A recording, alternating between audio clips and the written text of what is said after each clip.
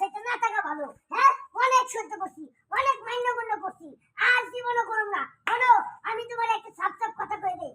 আমার বাপের মধ্যে আমরা হইছি দুই ভাই। হ্যাঁ, আমরা দুই ভাইয়ের মধ্যে লাইগা মনে করো যে আমার বাপে অনেক জায়গা সম্পত্তি রাইখা থেকে গেছে। এখন এই জায়গা সম্পত্তি যা আছে সব সমান ভাগে ভাগ করে দিতে হইবে। আরে আমারে তুই কি তুই এখন বড় হইছস? আমি বড় হইছি, কদিন পরে আমি বিয়া করুম, আমার বউ হইব, আমার সংসার হইব। তোর সম্পত্তি মনে যা হ্যাঁ? কি করবি দিবা না? দেখো বলে আমি থানায় দেবো। থানায় গিয়ে মামলা করুম। মামলা করে কমু যে আমার ভাই আমার ঠকাইতেছে, আমি ছোট ভাই।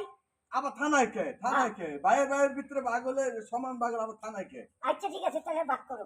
উত্তর ভাড়ার জমি এটা তোর যা। না, আমি দক্ষিণ পাড়াটা নেব, উত্তর পাড়াটা তুমি নেবা।